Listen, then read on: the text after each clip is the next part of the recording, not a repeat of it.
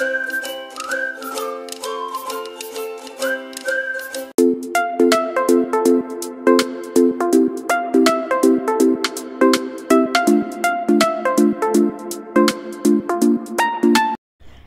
मंडळी, तुमचं दिवाळी फराळ स्पेशल या सिरीजमध्ये खूप खूप स्वागत करते आहे। आज आपण बघतो आहोत चकली मसाला। चकली मसाला खूप झटपट होतो आणि खमंग असा लागतो, तर चकलीमध्ये टाकलं तर चकलीचा स्वाद वाढेल। तर चला आता आपण करूयात रेसिपीला सुरुवात।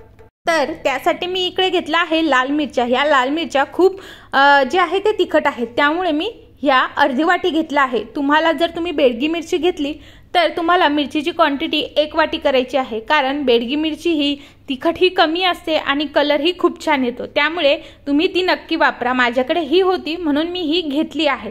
त्याचबरोबर इकडे आपण 1 चमचा धणे, 2 चमचा पांढरे तीळ, 1 चमचा जिरं, अर्धा चमचा ओवा आणि 1 चमचा बडीशेप हे पूर्ण मिरच्या सोबत जे आहे ते रोस्ट करणार आहोत, म्हणजे आपला मसाला टिकायला जास्त टिकण्यासाठी मदत होईल।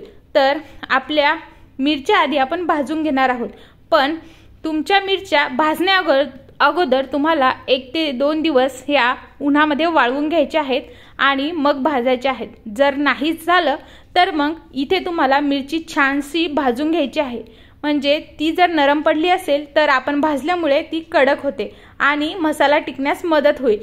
त्यामध्ये कोणत्याही प्रकारचा ओलसरपणा राहणार नाही।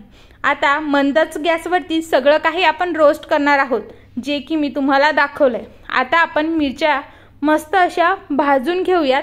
ह्या मिरच्या खूप जास्त तिखट असल्यामुळे माझी क्वांटिटी कमी आहे, पण तुमच्याकडे कलरवाली आणि मस्त अशी कमी तिखटवाली असेल तर नक्कीच क्वांटिटी वाढवा।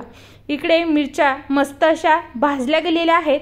आता आपण ह्या काढून घेऊयात। मिरच्या मस्त भाजून घ्यायच्या आहेत। आता आपण जे काही धने, जिरे, ओवा, पांढरे तीळ आणि बडीशेप घेतली होती ते पूर्ण मंद गॅसवरती भाजायचं आहे। जर तुम्ही हे जे आहे हाय फ्लेमवरती भाजलं तर तीळ हे उडतील, त्यामुळे मंद गॅसवरती आता आपण सगळं भाजून घेऊयात।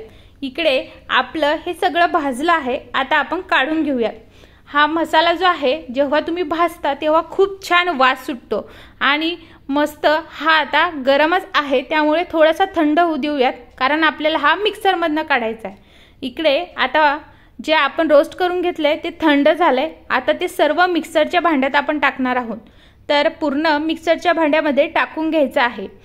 तर इकडे तुम्ही बघू शकता मी मिक्सरच्या भांड्यात टाकलंय, पण त्याआधी आपल्याला पुन्हा एक गोष्ट ॲड करायची, ती म्हणजे अर्धा चमच्याला थोडी वर अशी हळद इकडे घालायचं विसरायचं नाही।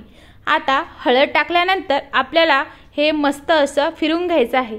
तर इकडे तुम्ही बघू शकता मी मसाला मिक्सरमधनं काढून घेतला आहे आणि किती छान निघलाय। माझ्या मिक्सरमध्ये एवढं बारीक होत नाही, पण मिक्सर हा मसाला खूप छान बारीक होतो आणि मस्त तुम्ही चकलीमध्ये याचा वापर करू शकता। आपण पुढे बघणारच आहोत ह्या मसाला वापरून चकली किती छान लागते ते।